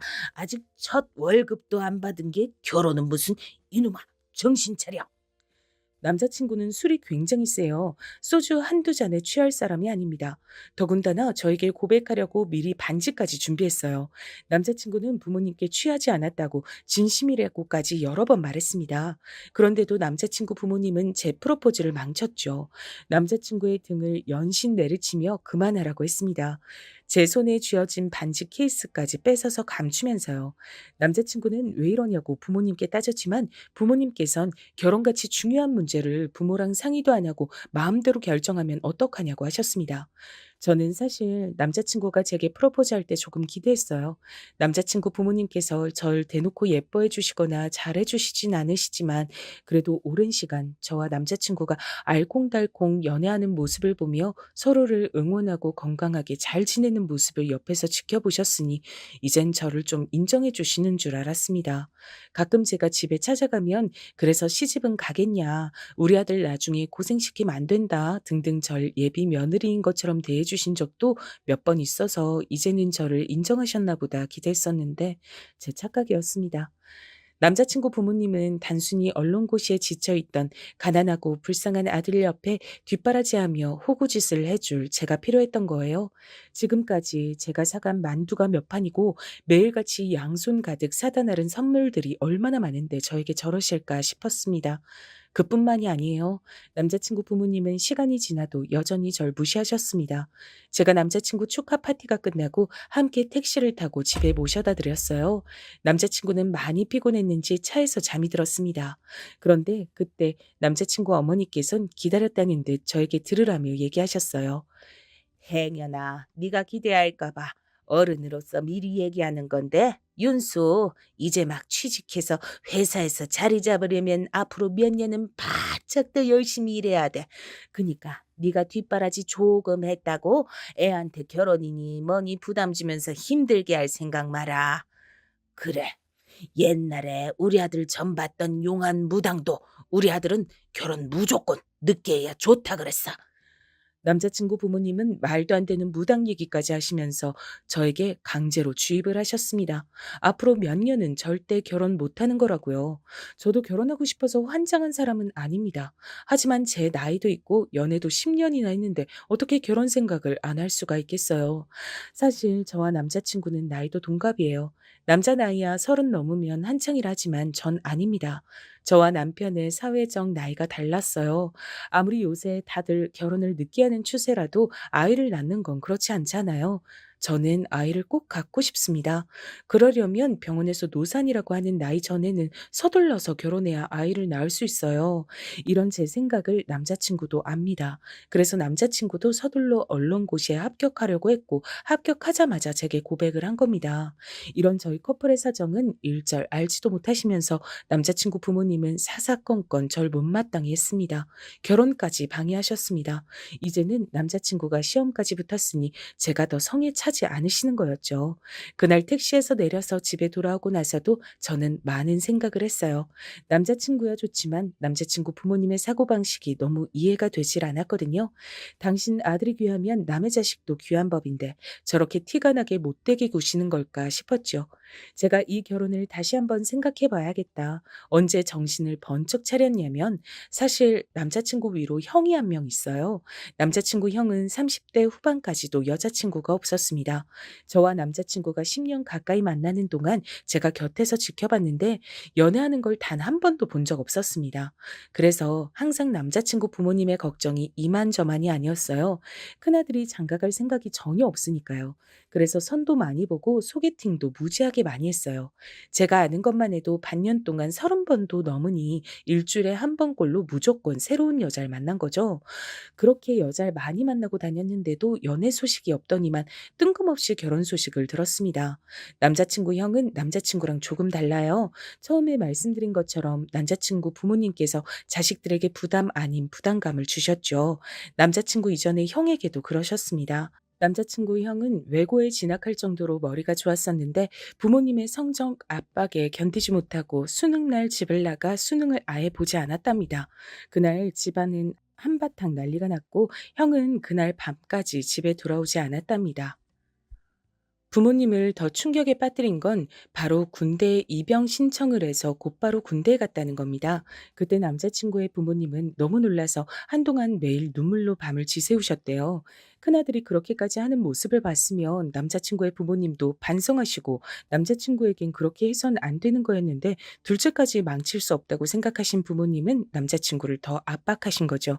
그나마 의대나 법대를 포기하신 게 양보한 거라면 한 거랄까요? 더 웃긴 건 남자친구의 형님은 그대로 군대에 말뚝을 박아서 군인이 됐어요. 남자친구 말로는 집에 돌아오기 싫어서 말뚝을 박은 것 같다고 하는데 막상 가보니 군대가 잘 맞았다고 하시더라고요. 남자친구는 항상 형의 선택을 존중하고 멋지다고 생각했지만 남자친구 부모님께선 달랐습니다. 형이 나약해서 수능을 포기하고 군대로 도피했다고 생각하셨어요. 큰아들을 항상 한심하게 여겼죠. 그런데 세상 일이란 게 참 공평하지가 못합니다. 남자친구의 형은 군대에서 사고를 당했어요. 훈련 도중에 절벽에서 굴러 떨어지는 사고를 당해서 한쪽 다리를 심하게 다쳤습니다. 대수술을 여러 번 받았는데도 살짝 다리를 절뚝거려요. 남자친구는 여전히 형을 존경하고 따랐지만 부모님은 그렇지 않았어요. 부모 말 들으면 자다가도 떡이 하나 생기는 건데 공부하기 싫다고 군대로 도망가더니만 꼴 좋다. 고졸에 다리까지 빙신됐으니 너 같은 놈을 누가 데려간다냐? 남자친구 부모님도 속상해서 하신 말이겠지만 그래도 너무했다 싶습니다. 더군다나 교회나 주변에다가 큰아들 얘기는 일절 안 하고 오로지 둘째인 남자친구 얘기만 하고 다니신데요. 가까운 지인들도 큰아들이 있다는 사실조차 모르는 사람들도 있답니다. 저도 남자친구의 부모님에게 인정받지 못하는 신세다 보니 남자친구 형과 공감대 형성이 금방 됐어요. 그래서 오랫동안 오빠 동생 하며 가깝게 지냈습니다. 남자친구의 형이란 걸 떠나서 남자친구만큼이나 오래 봐온 사람이다 보니 개인적으로도 항상 오빠를 응원하고 좋은 사람을 만나길 바랬죠. 근데 저로선 서운할 수밖에 없는 일이 벌어졌어요. 남자친구와 남자친구의 형이 절 데리러 자주 제가 일하던 숍에 자주 왔었는데 저와 함께 일하는 사장 사장 언니와 남자친구 형이 눈이 맞은 거예요. 전 제가 좋아하는 두 사람이 만난다고 하니 마치 제가 소개를 하기라도 한 것처럼 기쁘더라고요. 두 사람 다 나이가 있다 보니 서둘러 결혼 얘기가 나왔습니다. 저와 사장 언니는 저에게 이런저런 상의를 했어요. 제가 남자친구와의 연애를 10년이나 했고 남자친구 부모님과도 만난 적이 있으니 결혼하게 되면 어떨지 궁금하다고요. 하지만 저는 특별히 할 이야기가 없었습니다. 저와 남자친구도 10년이나 만났지만 부모님께 허락을 받지 못한 상태였으니까요. 저로선 섣불리 언니에게 그 어떤 말도 할 수가 없었습니다. 그런데 믿기지 않는 일이 벌어졌죠. 사장 언니가 남자친구네 집에 인사를 다녀오자마자 바로 결혼 날짜를 잡았어요. 전 어안이 벙벙했습니다. 왜냐면 언니도 저와 조건이 별반 다르지 않았거든요. 심지어 저는 전문대라도 나왔지만 언닌 고졸이에요. 물론 20살부터 네일숍에서 일하면서 번 돈으로 본인 가게를 차리긴 했지만 아무리 그래도 저에겐 전문대가 어쩌고 직업이 어쩌고 하시던 분들이 언니는 어떻게 바로 허락하셨을까 싶었죠. 전 괜히 억울해서 남자친구에게 투덜거렸어요. 근데 남자친구는 오히려 절 이해 못했습니다. 자기는 우리 부모님을 그만큼 보고도 아직 몰라? 형은 나보다 조건이 좋지 않잖아. 거기다 다리도 절고 누구라도 데려가겠다는 여자만 있으면 여자기만 하면 상관없대. 저는 입이 떡 벌어졌습니다. 남자친구 부모님은 아들이 있는 앞에서 정말 그렇게 말했답니다. 여자기만 하면 상관없다고요. 그 소리를 듣는데 저도 모르게 온몸에 소름이 돋고 없던 정도 떨어지더군요. 제가 말문이 막혀서 아무 말도 못하고 있으니까 남자친구가 저의 어깨를 감싸 안아줬습니다. 자기 부모님은 이해하려고 하면 안 된다고요. 형 결혼하고 나면 곧바로 저와 결혼하겠다고 할 테니 걱정하지 말라고 했습니다. 저는 고민이 많았지만 애써 남자친구 앞에선 티를 내지 않으려고 노력했어요. 남자친구 말대로 제가 남자친구 부모님이 그런 분들이란 걸 몰랐던 것도 아니고 이미 알 만큼 알고 있었으니 더 실망할 것도 없었죠. 그렇게 시간이 흘러 남자친구 영희 사장 언니와 결혼식을 올렸죠. 결혼식 날 당연히 저도 갔는데 기분이 이상했습니다. 저는 남자친구와 만난 지 10년이 넘었는데도 결혼하지 못했는데 두 분은 만난 지 1년도 되지 않아 부부가 됐으니까요. 결혼식 날도 잊지 못할 사건이 하나 있었습니다. 형 결혼식이다 보니 남자친구가 굉장히 바빴어요. 그래서 저도 남자친구를 도왔습니다. 남자친구와 함께 연회장 입구에서 하객들에게 답례품을 나눠드리고 있었는데 보시는 분마다 제가 누군지 궁금해 하시더라고요. 남자친구는 그럴 때마다 당연히 저를 여자친구라고 소개했어요. 저희가 워낙 오래 연애했으니 보시는 어른마다 오래 연애했으면 얼른 결혼해라. 형이 결혼했으니 이제 남자친구 차례라고 하시며 다들 농담을 한마디씩 하고 들어가셨어요. 그런데 그 정신없는 와중에 남자친구 어머니가 저에게 달려오시더라고요. 그러더니 남자친구에겐 들리지 않게 제 귀에다 대고 작게 속삭이셨어요. 세영이 너 그만하고 들어가서 밥이나 먹어. 괜히 이 사람 저 사람한테 인사해서 내 아들 혼삭길 막히게 하지 말고. 어머니, 어떻게 그런 소리를 하실 수가 있어요? 순간 저는 제가 잘못 들은 줄 알았습니다. 아무리 제가 마음에 안 들어도 그렇지 어떻게 아들 여자친구한테 대놓고 저런 소리를 하실 수 있을까 싶어서 억울함을 호소했습니다. 누가 보면 네가 지금 당장 내 며느리라도 된 줄 알 거 아니야. 내가 저렇게 별 볼 일 없는 애 큰 며느리로 들였다고 너도 되는 줄 알아? 웃기지 마. 우리 둘째 아들은 너랑 급이 달라. 듣다가 급이 다르다는 소리를 하시는데 저도 순간 울컥해서 자리를 피해 결혼식장을 뛰쳐나왔습니다. 저도 웬만하면 다 참고 버틸 수 있을 줄 알았는데 아니더군요. 남자친구에게 계속해서 전화가 걸려왔지만 전 받지 않았어요. 그 순간만큼은 너무 속이 상해서 남자친구 얼굴도 보기 싫더라고요. 결혼식이 끝나고 얼마 뒤 남자친구를 만났을 때 전 남자친구에게 그날 있었던 일을 다 말했어요. 그리고 더는 우리가 만나지 않는 게 좋을 것 같다고 이별 통보를 했습니다. 저도 충분히 많이 생각해보고 결정한 거예요. 저도 당연히 남자친구와 결혼하고 싶죠. 하지만 제가 저런 말도 안 되는 소리까지 들어가며 모자란 사람 취급당하고 싶지 않았습니다. 근데 그날 이후 상황이 변했어요. 제 말에 남자친구가 화가 나서 부모님께 난리를 친 겁니다. 그리고 자신도 형처럼 집을 나가겠다고 선전포고를 했나 봐요. 세영이한테 지금까지 함부로 대한 거 사과 제대로 안 하면 평생 결혼 안 하고 혼자 살 거니까 알아서 하세요. 남자친구는 제가 아니면 누구와도 결혼하지 않겠다고 혼자 살겠다고 했답니다. 그리고 저에게 제대로 사과를 하라고 한 거죠. 사실 그때까지만 해도 전 사과고 뭐고 받고 싶지 않았어요. 저에게 그 정도로 함부로 하신 분들이 저에게 진심으로 미안하실 리 없으니까요. 그런데 며칠 뒤 믿기지 않는 일이 벌어졌습니다. 남자친구 어머님에게 연락이 왔어요. 절 집으로 초대한다고요. 형 부부가 신혼여행 다녀와서 다 같이 식사를 하기로 했으니 저도 함께 와서 먹자고 하시더군요. 평소와는 목소리부터가 달랐어요. 굉장히 친절하셨습니다. 남자친구는 부모님께서 저에게 사과하시려고 부른 걸 테니 걱정하지 말고 같이 가자고 했습니다. 전 고민하다가 그래도 어른이 초대하신 건데 거절하는 건 예의가 아닌 것 같아 거절하지 못하고 집으로 갔습니다.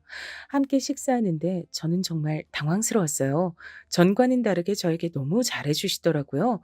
정말 아들의 여자친구가 집에 놀러 온 것처럼 친절하게 대해주셨습니다. 저는 더 울컥했어요. 이렇게 대해주실 수 있으시면서 지금까지 저에게 그렇게 차갑게 구신 건가 싶더라고요. 저는 더 혼란스러웠습니다. 뭐가 진실인지 구분이 안 돼서요. 더 신기한 건 남자친구가 도대체 어떻게 했는지 부모님께서 정말 저에게 사과하셨단 거예요. 내가 지난번에 결혼식장에서 그런 건 나도 너무 정신없어서 괜히 예민해졌었나 봐. 상처받았음 너무 미안해. 우리가 세영이 널 가족으로 생각하다 보니까 편해서 농담으로 그런 거야. 네가 이해 좀 해줘. 예민해서 그런 거다, 농담이다 라고 하시며 다신 그러지 않겠다고 하셨습니다. 전 어른들이 직접 미안하다고 하시니 저도 그냥 그렇게 자리를 나와서 죄송하다고 했어요. 속상하긴 했지만 그래도 이젠 정말 저를 아들의 여자친구로 인정해 주시는 거겠지 싶었죠. 그런데 아니었습니다. 사람이 그렇게 쉽게 변하는 게 아니었어요. 아니, 애초에 저를 며느리로 받아줄 생각이 없으셨던 겁니다. 식사를 마치고 얼마 뒤 남자친구 어머니께서 저희 가게에 오셨어요. 저를 보러 오신 건 아니고 아무래도 같이 일하는 사장언니가 며느리다 보니 시어머니로서 가게에 놀러 오신 거였어요. 근데 혼자가 아니셨습니다. 교회에 같이 다니는 분들을 우르르 함께 데리고 오셨어요. 며느리가 네일숍 사장인데 한 번도 손톱 손질을 받아본 적이 없으시다면서 오셨더라고요. 근데 뭔가 좀 이상했어요. 전 반가워서 먼저 살갑게 인사를 드렸는데 어머님은 아예 절 본 척도 안 하시더군요. 순간 느낌이 좀 안 좋았어요. 뭔가 다가가서 말을 걸고 싶어도 남자친구 어머님께서 연락도 없이 오셔서 한 번에 여러분을 상대하시느라 정신이 없었습니다. 전 남자친구 어머니와 같이 오신 한 분을 모시고 룸에 들어가 손질을 해드렸죠. 전 잠깐이라도 틈이 생기면 말을 걸려고 했는데 두 분이 계속 얘기를 주고받으셔서 끼어들 틈이 없었습니다. 한참을 손톱을 다듬고 있는데 남자친구 어머님께서 이상한 소리를 하시더군요. 이건 분명 저 들으라고 하시는 소리였어요. 자기가 외전에 나한테 말했던 아가씨 있잖아. 우리 아들 소개해준다고 했던 아가씨. 연대 나와서 회계사라 그랬나? 남자친구 어머니 입에서 아들이란 소리가 나오니 전 순간 귀가 쫑긋해졌습니다. 어머니에게 아들이라곤 딱 둘뿐인데 설마 장가간 첫째 아들 얘긴 아닐 거니까요. 맞아. 회계사.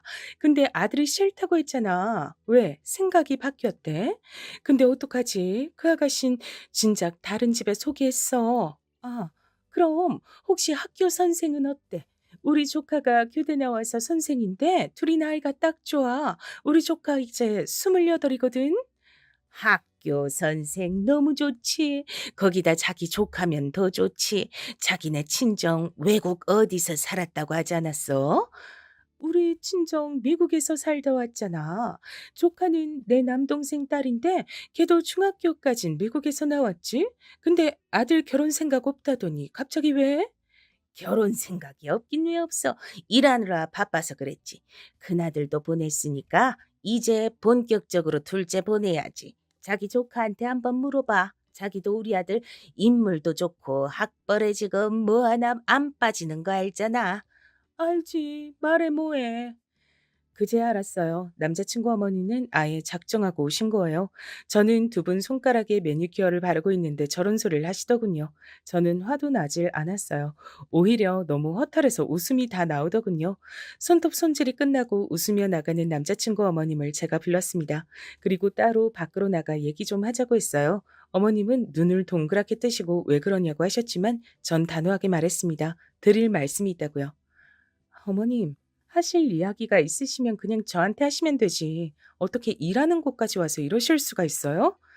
최대한 흥분하지 않고 이야기하려고 했지만 그 또한 쉽지 않았습니다. 네가 눈치가 없어도 너무 없고 어른이 말을 해도 도저히 말귀를 못 알아들으니까 그렇지. 내가 그 정도로 말했으면 알아들어야지. 감히 내 아들을 앞세워서 나한테 사과까지 하게 해? 이 정도는 해야 네가 주제 파악을 할 것 같아서 내가 여기까지 온 거야. 이제야 좀 네 주제를 알겠니? 주제를 알겠냐는 소리까지 하시니 정말 기가 차더군요. 전 어떻게 그런 소리를 하실 수가 있냐고 따져 물었어요. 그러자 오히려 더 적반하장으로 나오시더군요. 너도 아까 봤잖아. 내 아들이 어느 정도인지. 적어도 연대의 회계사 아님 최소한 학교 선생 정도는 돼야 명함 내밀 수 있는 애라고. 근데 너 같은 전문대 중퇴에 손톱이나 만지는 애가 내 아들한테 가당키나 해? 난 도저히 아까워서 너한텐 내 아들 못 주겠어. 저는 너무 억울하고 화가 나서 저도 절대 당신 같은 사람 며느리는 안 한다고 소리지를 참이었습니다. 근데 그때 생각지도 못한 일이 벌어졌어요. 엄마, 지금 뭐 하는 거야? 같이 일하는 사장언니가 남자친구한테 연락했나 봐요. 어머니가 가게에 오셨는데 저랑 나가고 분위기가 이상하다고요. 그래서 걱정이 된 남자친구가 가게까지 찾아온 거죠. 제가 지금까지 몰라서 말 안 한 줄 알아요? 무슨 일 있어도 난 세영이랑 결혼할 거니까 알아도 모르는 척 한 거라고요. 제가 노력하면 어머니도 세영이 예쁘게 봐줄 줄 알았으니까. 근데 저 모르게 뒤에서 이러고 계신 거예요? 결국은 남자친구가 다 목격하고 말았습니다. 남자친구는 참지 못하고 길거리에서 격하게 화를 냈어요. 어머니에게 정말 이렇게 할 줄은 몰랐다면서 인연을 끊겠다는 소리까지 했습니다. 남자친구 어머니는 당황해서 어쩔 줄을 모르셨어요. 저에게는 그렇게 모질게 해놓고 아들이 소리를 지르니까 쩔쩔맸어요. 남자친구는 앞과 뒤가 다른 사람하고는 같이 못 살겠다면서 집을 나오겠다고 했습니다. 남자친구 어머님은 울며 불며 남자친구 바짓가랑이를 잡았습니다. 당신은 둘째 아들 없음 살 수가 없다고요. 그 모습을 보는데 제가 잘못 생각해도 한참 잘못 생각했다는 것을 알았습니다. 제가 남자친구와 헤어져도 진작 헤어져야 했어요. 그 꼴까지 보고 나니 비로소 남자친구를 포기할 수 있었습니다. 전 남자친구에게 헤어지자고 했죠. 아무리 남자친구를 사랑하고 제 20대를 다 바쳤다고 해도 더는 안 되겠더군요. 남자친구는 저와 헤어질 수 없다고 했지만 저는 이미 마음을 굳게 먹었어요. 지금 헤어지지 않으면 평생 후회할 것 같았죠. 저는 단호하게 마음을 먹고 그날부터 남자친구의 연락도 받지 않았습니다. 가게로 찾아와도 만나주지 않았습니다. 저도 쉽지 않았어요. 같이 일하는 사장 언니가 남자친구 형수잖아요. 언니까지 저에게 남자친구가 저와 헤어지고 나서 너무 힘들어한다고 매일 얘기하는데 저도 괴로웠습니다. 마음이 있는데 헤어지려니 몸까지 여기저기 아프더군요. 그런데 인생이란 건 정말 한치 앞을 알 수가 없더군요. 헤어지고 난 뒤 몸이 계속 안 좋았어요. 약을 먹어도 낫질 않더군요. 속도 안 좋고 컨디션이 너무 안 좋아서 출근도 하기 힘들었죠. 그래도 출근은 해야 하니 가게에 나갔는데 사장 언니가 제 얼굴을 보더니 얼굴이 너무 안 좋다고 병원에 다녀오라고 하더라고요. 괜찮다고 했는데도 가서 링겔이라도 맞고 오라 해서 병원에 갔습니다.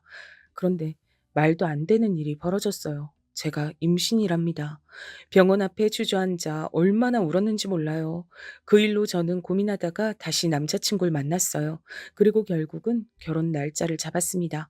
남자친구는 제 속도 모르고 마냥 좋아했습니다. 우리 둘은 역시 운명이라니까 절대 쉽게 헤어질 수 있는 사이가 아니라고. 남자친구는 저와 헤어졌던 몇 주 동안 회사 근처의 원룸을구해서 집을 나왔다더라고요. 그리고 결혼 안 하겠다고 비혼 선언을 했답니다. 며느리든 손주든 볼 생각하지 말라고요. 제가 임신했다는 사실을 알자마자 남자친구는 결혼식 날짜를 잡자고 했습니다. 그리고 예식장까지 예약하자는 걸 제가 말렸어요. 아무리 그래도 부모님께 이야기도 안 하고 저희 멋대로 하는 건 아니라고 생각했거든요. 그래도 남자친구와 10년을 만났는데 이런 식으로 결혼하고 싶진 않았어요. 남자친구는 저희 집에 먼저 인사를 하고 허락을 받았습니다. 저희 부모님이야 제가 임신했으니 하루라도 빨리 식을 올리라고 하셨죠. 저와 남자친구 부모님과 있었던 일을 부모님은 전혀 모르시니 빨리 상견례 날짜부터 잡으라고 하셨습니다. 저와 남자친구는 어떻게 할지 고민하다 남자친구 부모님을 찾아뵀어요. 제가 임신했다는 사실을 말씀드리고 최대한 빨리 결혼식 날짜를 잡기로 했다고 얘기했습니다. 사실상 통보였죠. 예상대로 남자친구 부모님께선 한숨을 푹푹 쉬셨습니다. 그래, 일이 이렇게 될 일이었는데 우리가 일을 복잡하게 만들었나 보다. 며칠 전까지 비혼 선언까지 했었는데 그래도 애도 생겼으니 빨리 결혼 날짜부터 잡자. 그나마 다행이었던 건 남자친구 아버님께서 허락하셨단 겁니다. 어쩔 수 없이 허락해 주신 거라기보다는 저희의 상황을 이해해 주시는 것 같았죠. 어머님은 여전히 말이 없으셨지만 어쨌든 저희는 저희의 생각을 말씀드리고 돌아왔어요. 남자친구는 제게 절대 스트레스 받으면 안 된다면서 웬만한 일은 본인이 다 알아서 하겠다고 했어요. 특히나 남자친구 어머니와 부딪힐 만한 일은 본인이 알아서 정리하겠다고 했죠. 얼마 뒤 상견례 날이 밝았습니다. 저는 긴장한 상태로 부모님과 참석했어요. 저희 부모님은 사실 성격도 굉장히 급하시고 바쁜 분들이에요. 전 어려서부터 굉장히 독립적으로 자랐습니다. 제가 하고 싶다고 하면 뭐든지 다 해주셨지만 이렇게 해라 저렇게 해라 강요하신 적이 없습니다. 그래서 저는 더 걱정이 많았어요. 부모님은 절 언제나 당당하게 살도록 키우셨는데 제가 남자친구 부모님 앞에서 무시당하고 주눅 들었던 모습을 아시면 얼마나 속상하실까 싶어서요. 더군다나 임신까지 했으니 결혼을 안 할 수도 없는 노릇이잖아요. 이제 정말 남자친구의 부모님이 제 시부모님이 되는 거니까요. 상견례의 시작은 생각보다 순탄했습니다. 저희 부모님이 굉장히 사람을 좋아하시고 말이 많으세요. 농담하는 것도 좋아하고요. 하지만 문제는 숨김이 없고 거침이 없으시단 겁니다. 자신들의 이야기를 거르지 않고 걸걸하게 다 이야기하세요. 그런 점이 절대 남자친구 부모님과 맞을 리 없었죠. 남자친구 부모님은 사람들 앞에서 내세우길 좋아하시는 분들이니까요. 아니나 달라요. 시부모님은 앉자마자 이 식당이 본인들 대학 동문과 동창회 때 와봤는데 음식이 너무 고급스럽고 맛있었다고 하셨어요. 그래서 이 식당으로 오자고 한 거라고요. 그 얘기를 굳이 왜 꺼내셨겠어요? 당신들이 대학을 나왔다는 걸 강조하고 싶으셨던 거죠. 근데 그때 저희 어머니께서 털털하게 웃으셨어요. 아이고, 사돈, 두 분 다 대학까지 나오신 엘리트들이시구나. 멋지네요. 전 어릴 때 너무 가난해서 초등학교 간신히 졸업했어요. 그래도 세영이 아빠는 상황이 나와서 중학교도 나왔다니까요. 남자친구 부모님들이 대학 얘기를 꺼냈을 때 어머니가 저 얘기를 하실 줄 알았어요. 어딜 가나 본인이 국졸이란 얘기를 항상 하시거든요. 그래서 배운 게 없다고요. 그 순간에 예비 시부모님들 표정을 전 지금도 잊질 못합니다. 인매를 올리시면서 피식 비웃으셨어요. 두 분처럼 학벌을 중시하시는 분들이 저희 어머니가 국졸이란 소리를 들으셨으니 절 더 무시할 게 뻔했죠. 근데 그때 마침 들어온 식당 직원이 들어와 메뉴판을 줬어요. 그리고 잠시 뒤 저희 어머니가 영어로 된 메뉴판을 유심히 보고 있는데 그 모습을 빤히 지켜보던 예비 시어머니가 입을 가리고 자꾸 웃으시더라고요. 전 예비 시어머니가 또 무슨 소리를 할까 싶어 안 되겠다 싶었습니다. 제가 어머니 메뉴를 시켜드리려고 했는데 예비 시어머니께서 안 해도 될 얘기를 하시더라고요. 아이고, 안사돈 알파벳도 모르시죠? 제가 가서 좀 읽어드릴까요? 그 순간의 정적을 전 아직도 잊지 못합니다. 예비 시어머니는 안 그래도 제가 임신해서 결혼하는 꼴이 마음에 안 들 텐데 제대로 된 꼬투리 하나 잡은 거죠. 사람이 대학만 나오면 뭐합니까? 저렇게 몰상식한데 말이죠. 옆에 있던 남자친구가 놀라서 예비 시어머니에게 한마디 하려고 했는데 저희 엄마가 괜찮다는 듯이 웃으셨어요. 그리고 오히려 너스레를 떠셨습니다. 요즘에 세상이 아무리 달라졌다고 해도 그렇지 여기가 한국인데 메뉴판에 어떻게 다 꼬부랑 글씨만 적어놨답니까? 그럼 대학물 좀 먹은 우리 사돈이 좀 읽어주실래요? 엄마 말에 저도 남자친구도 더는 말하지 않았습니다. 여기서 저희가 나서면 분위기가 더 이상해질 것 같아서요. 예비 시어머니의 꼬장은 거기서 끝이 아니었어요. 아예 상견례를 망치기로 작정했는지 결혼식과는 전혀 상관없는 질문을 계속하셨습니다. 국졸이면 중학교를 아예 진학을 안 한 거잖아요. 그럼 그때부터 뭘 하신 거예요? 드라마에 나오는 것처럼 공장 가서 일해서 가족들 먹여 살리고 그러신 거예요? 엄마, 장모님 앞에서 왜 그런 무례한 질문을 하고 그래? 예비 시어머니의 만행에 남자친구는 어쩔 줄 몰라 하며 당황했습니다. 예비 시어머니의 입을 막기 위해 사력을 다했죠. 하지만 이미 작정하신 어머니를 막을 순 없었어요.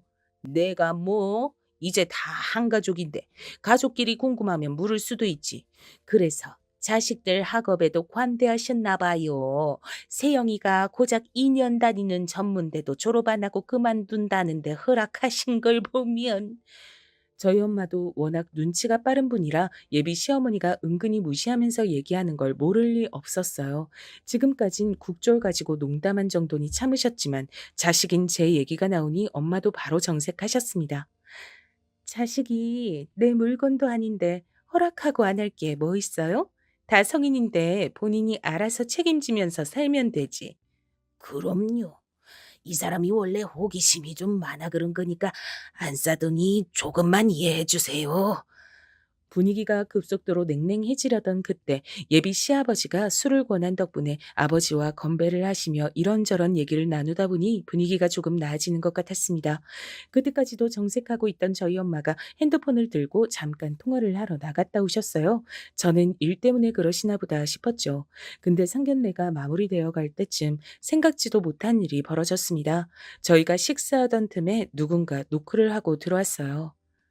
회장님, 부르셨습니까? 무슨 일 있으세요? 엄마 회사 직원들이 우르르 룸 안으로 들어왔습니다. 그때 저는 알았어요. 엄마가 일부러 나가서 통화하신 게 회사 직원들을 부르려고 했던 거더라고요. 저희 예비 시부모님 앞에 보여주려고요. 역시나 예비 시부모님은 눈이 휘둥그레지셨습니다. 특히나 예비 시어머니는 직원들이 우르르 들어오자마자 놀라서 자리에서 벌떡 일어났어요. 그러곤 회장님이 누구냐고 말을 더듬거렸습니다. 누구긴 누구예요? 내가 회장이지. 세영이 너는 암튼 애가 물러 터져서는 사돈한테 내가 식품 회사 한다고 말 안 한 거야? 식품 회사를 운영하신다고요? 그러니까 대표 아니 회장님? 그랬습니다. 제가 말씀드리지 않은 게 있어요. 저희 엄마가 아주 오래전부터 식품 사업을 하고 계십니다. 저희 외가가 아주 옛날부터 낙농업을 오랫동안 하셨어요. 그래서 엄마는 어릴 때부터 닭을 키우고 달걀을 가지고 노는 게 일상이었습니다. 일이 풀리지 않았던 시기가 있었는데 그때 어쩔 수 없이 엄마가 학교를 그만두고 온 식구가 다 이사를 해서 새로 사업을 시작하셨대요. 낙농업을 하면서 달걀로 만들 수 있는 유제품과 빵, 치즈 같은 걸 만드는 식품 회사를 운영하셨답니다. 처음이야 당연히 힘들었지만 지금은 벌써 50년이 넘은 굴지의 회사예요. 외할아버지가 돌아가시면서 엄마가 물려받아 벌써 30년째 운영 중이십니다. 엄마는 남들 다 학교 다닐 때 외할아버지를 따라 공장을 돌아다니며 일을 하신 분이세요. 그런 분이 예비 시어머니를 보자마자 어떤 분인지 모르셨을 리 없습니다. 눈에 보이는 조건들만 가지고 저와 우리 집안을 무시하고 있다는 걸 바로 파악하시고 일부러 직원들을 부른 거죠. 우리 애가 임신해서 급하게 결혼하는 거라 준비할 경황도 없으실 텐데 식장이랑 집은 우리가 알아서 준비할게요. 내가 아는 호텔에 최대한 빠른 시간 빼놓으라고 하고 집은 내가 서초에 아파트가 2채 있으니 하나 골라서 들어가라고 하죠 뭐. 엄마 말씀에 예비 시부모님은 두 분 다 턱이 빠질 듯 입을 벌리고 계셨어요. 그리고 표정이 싹 바뀌어서 저와 저희 부모님을 대하시는 게 달라졌습니다. 거의 허리만 안 숙였지 몸이 엄마 쪽으로 굽어 있었어요. 아이고, 저희야 뭐 안사돈께서 알아서 다 해주신다고 하면 너무 감사하죠.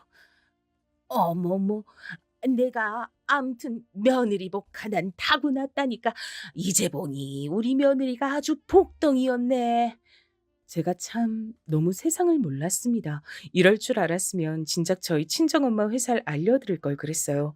예비 시어머니가 저더러 우리 며느리라고 하는데 소름이 다 돋았습니다. 에이, 세상에 공짜가 어딨어요? 우리가 돈 버느라 바빠서 자식을 잘 못 챙겨요. 우리 딸 며느리라고 생각 말고 진짜 딸처럼 해주세요. 손에 물 한 방울 안 묻히게 해주고 애도 나오면 무조건 봐주셔야 해요. 우리 딸내미가 워낙 몸이 약해서 애 키우다가 병나면 큰일 나니까 만약에 우리 딸 천문대 나왔다고 한 번만 더 무시하시면 아파트 뺍니다. 그럼요. 우리 복덩이 아프면 큰일 나죠. 제가 다 알아서 할 테니까 걱정 마셔요. 제가 생각해도 너무 어이가 없어요. 한순간에 상황이 그렇게 바뀔 줄은 생각도 못 했거든요. 그날 이후 어떻게 됐냐고요? 저는 결혼식을 올리고 아이도 잘 출산했습니다. 그리고 현재 세상 누구보다 편하게 살고 있어요. 시어머니는 저를 그냥 딸도 아니고 금지 5겹으로 챙기십니다. 애도 봐주시고 제가 먹을 반찬까지 매일 해다 주세요. 저는 저에게 대학이니 직업이니 하는 이상한 소린 절대 하지 않으십니다. 그래서 그런지 시어머니와 전혀 문제가 없어요. 저도 너무 신기할 지경이죠. 이제 남편이 된 남자친구도 시어머니를 볼 때마다 농담으로 어떻게 저렇게 자본주의 노예가 됐냐고 하지만 저는 나름 지낼만 합니다. 시부모님이 어떤 이유로든 절 예뻐해 주시니 결혼 생활하기엔 너무 편하더라고요. 가끔 제가 왜 이 좋은 결혼을 안 하려고 했나 후회될 때도 있다니까요. 요즘은 시어머니가 저더러 둘째도 낳으면 키워줄 테니 낳기만 하란 소리까지 하셔서 귀찮아 죽겠습니다. 살아보니 명문대든 사짜 직업이든 다 필요 없네요. 돈 많은 친정이 있으니 그 못된 시어머니도 저라면 벌벌 하시네요. 지금까지 긴긴 저의 이야기 끝까지 들어주셔서 감사합니다.